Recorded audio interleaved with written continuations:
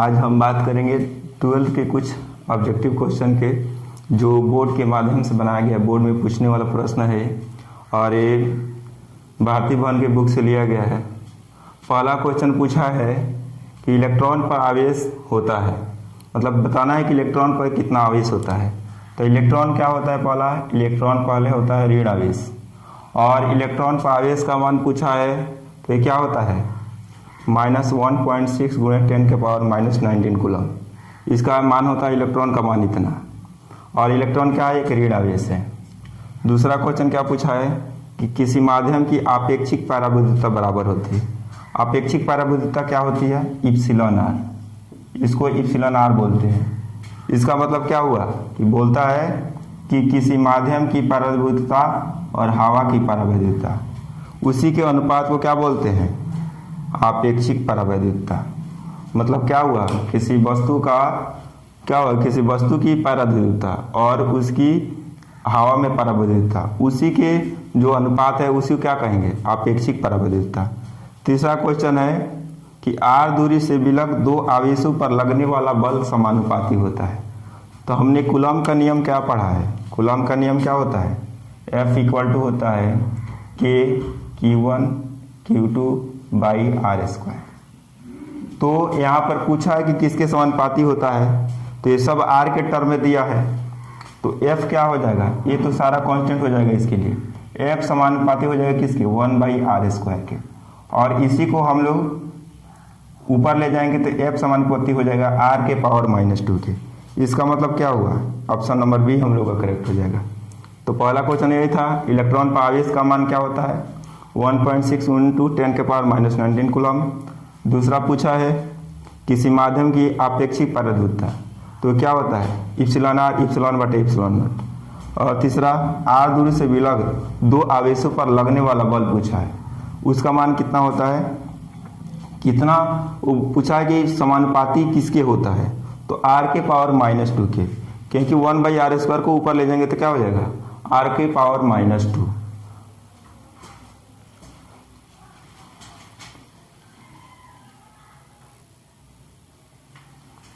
अगला क्वेश्चन देखते हैं। इसमें पूछा है कि मुक्त आकाश का परावैद्युता कितना होता है। तो मुक्त आकाश का परावैद्युता कितना होता है? 8.85 × 10⁻⁻12 फराड/मीटर। उसके बाद पूछा है कि एक कूलम वह आवेश है जो शून्य में 1 मीटर की दूरी पर स्थित आवेश पर बल लगाता है। इसमें बल का मान पूछना है। ये क्या है? ये कैलकुलेशन करने वाला है। इसमें बल निकालेंगे तो क्या हो जाएगा? F बराबर हम यहीं पर लिख रहे हैं, आप ध्यान से देखिएगा क्या होता है? 1/4πε0 Q1 Q2/r²। क्या है 1/4πε0 का मान क्या होता है? 9 × 10⁻⁹। Q1 और Q2 दोनों का मान 1 है और 1 का स्क्वायर। सोल्व करेंगे तो क्या हो जाएगा? ये सब मिलके ये वाला 1 हो जाएगा, पूरा ये वाला 1 हो जाएगा, तो हो जाएगा 9 × 10⁻⁹ न्यूटन। तो ये थोड़ा सा सोल्व करने वाला था, ये हमारा ये वाला ऑप्शन हो जाएगा सी। उसके बाद पूछा है कि यदि दो आवेशों के बीच की दूरी आधी कर दी जाए तो लगने वाला बल क्या होगा। इसमें बल का मान बताना है कि क्या होगा बल। तो हम लोगों ने कूलम का नियम क्या पढ़ा है? कूलम का नियम पढ़ा है F = 1/4πε0 Q1 Q2/r²। ये कहा है कि दूरी को आधी करना है, तो दूसरे के कंडीशन में F1 का मान कितना हो जाएगा? ये तो सेम रहेगा, और Q1 Q2 भी सेम रहेगा। R की जगह पे क्या हो जाएगा? r/2 का स्क्वायर।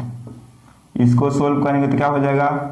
2 का स्क्वायर ऊपर चला जाएगा, तो हो जाएगा 4 × 1/4πε0 Q1 Q2/r²।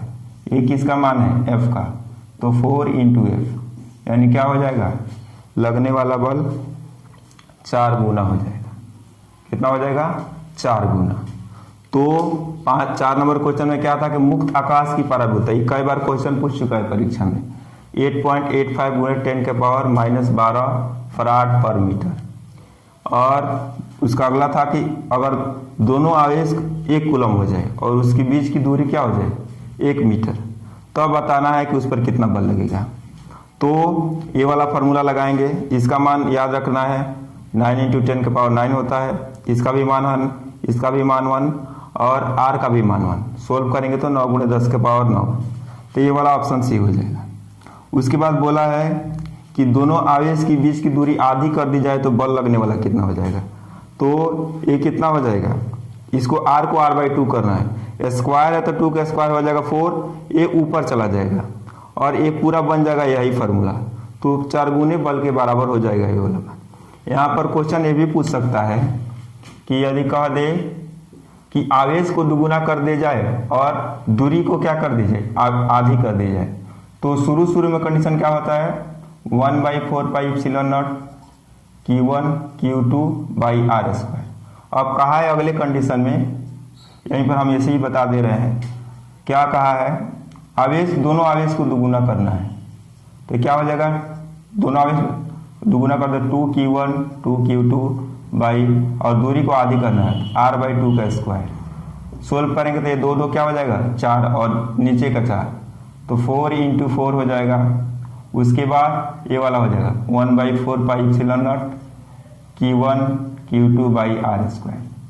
ध्यान से देखेंगे तो ये 16 हो जाएगा 16 और एक किसका मान है, ये F का ही मान है, तो इस कंडीशन में क्या हो जाएगा, लगने वाला बल 16 गुना ज़्यादा हो जाएगा। क्वेश्चन ऐसे भी पूछ सकता है, फिजिक्स में क्वेश्चन कैसे भी बना सकता है, कहेगा कि यदि दोनों आवेश को दुगुना कर दिया जाए और दूरी को आधी कर दिया जाए तो लगने वाला बल कितना होगा 16 गुना। तो इस बेसिस पर क्वेश्चन ऐसे भी पूछ सकता है हमसे कि कितना होगा लगने वाला बल, 16 गुना हो जाएगा। इसी बेसिस पर बनाएंगे, कूलम का नियम ही लगा के। अगला क्वेश्चन देखते हैं। इसमें अगला क्वेश्चन क्या पूछा है, निम्नलिखित में से किस आवेश का अस्तित्व संभव नहीं है। इसका मतलब क्या हुआ, हम लोगों ने फार्मूला पढ़ा है Q = NE, N का मान क्या हो जाएगा Q/E। इसका मतलब N क्या होता है, एक समगुणज होता है, यानी N इंटीजर होता है 1 2 3 4 डैश डैश इसका मान आ सकता है। इसका मतलब क्या हुआ, E का मान क्या हुआ 1.6 × 10 के पावर -19 कूलम, यानी जिससे जिससे इस वैल्यू में भाग लग जाएगा वो अस्तित्व में हो सकता है, और जिससे भाग नहीं लगेगा वो क्या होगा, अस्तित्व में नहीं हो सकता है। तो इसमें तो भाग लग जाएगा, 16 दूना 32 होता है, 2 आ जाएगा, ये लग जाएगा तो ये नहीं होगा, इसमें भी लग जाएगा तो ये नहीं होगा, इसमें भी लग जाएगा 4 आ जाएगा, इसमें भी लग जाएगा ये 1 आ जाएगा। तो किस में नहीं लगेगा, इसमें नहीं लगेगा, यानी हमारा आंसर क्या हुआ सी। जिसमें नहीं लगेगा आंसर हमारा वो होगा। पूछा है कि निम्नलिखित में से किस आवेश का अस्तित्व संभव नहीं है, मतलब कौन सा आवेश इसमें संभव नहीं हो सकता है। तो n का मान क्या होता है Q/E, यानी जिस आवेश में E से भाग लग जाएगा, इलेक्ट्रॉन के जो वैल्यू है उससे भाग लग जाएगा, वो संभव हो सकता है।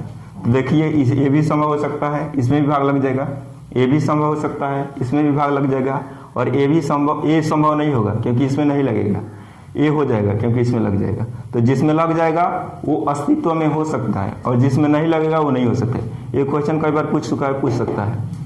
पूछा है परावैद्युतता का SI मात्रक क्या होता है। हम लोगों ने क्या पढ़ा, सब फार्मूला टू फार्मूला देखेंगे। F बराबर क्या होता है 1/4πε0, या एप्सिलॉन लिखेंगे, परावैद्युत पूछा है Q1 Q2/r²। इसका मात्रक पूछा है इप्सिलॉन का। इप्सिलॉन का पहले वैल्यू निकाल लीजिए जिसका मात्रक पूछा है, तो 1/4π हो जाएगा, ये तो कांस्टेंट है, इसका कोई मात्रक नहीं होगा। Q1 Q2/r² × F। Q का भी मात्रक ये चार्ज है तो ये कूलम हो जाएगा, इसका भी कूलम हो जाएगा, और r² का क्या हो जाएगा मीटर², और F क्या हो जाएगा न्यूटन। सोल्व करेंगे तो क्या हो जाएगा कूलम² पर न्यूटन मीटर²। यानी इसका मतलब क्या हुआ कि कूलम² पर न्यूटन पर मीटर²। तो इसमें से कौन सा ऑप्शन मैच कर रहा है, मिलाएंगे हम लोग, कूलम² पर न्यूटन पर, ये तो नहीं मैच कर रहा है। उसके बाद ऑप्शन ए सही हो जाएगा, ये वाला। यहाँ से हम लोग निकाल लेंगे, ऑप्शन पर कुछ नहीं जाना है। पूछा है कि कितना होगा इसका मात्रक, तो इसका ए भी क्यू है, दोनों चार्ज है, तो इसका कूलम, इसका भी कूलम, r का मीटर², और फोर्स का क्या होता है न्यूटन। ये ऊपर जाएगा तो पर न्यूटन हो जाएगा और पर मीटर², तो क्या हो जाएगा कूलम² पर न्यूटन पर मीटर²। इसका मतलब क्या हुआ, ऑप्शन नंबर ए करेक्ट हो जाएगा। उसके बाद पूछा है कूलम्ब कौन सा बल है। जो कूलम्ब बल है, जो हमने शुरू में पढ़ा है कि कूलम्ब बल कौन सा बल है, पूछा है केंद्रीय बल सेंट्रल फोर्स, ये नहीं है। विद्युत बल ये तथा बी दोनों, और इनमें से कोई नहीं। तो जो हम लोग का कूलम्ब बल है वो विद्युत बल है, यानी ये चार्ज के लिए ही वैलिड होता है, चार्ज के लिए ही लगता है। तो आज हम इतना ही क्वेश्चन देखते हैं। इसके अगले क्लास में जो भी क्वेश्चन होगा उसका डिस्कस करेंगे हम लोग। तब तक के लिए बाय।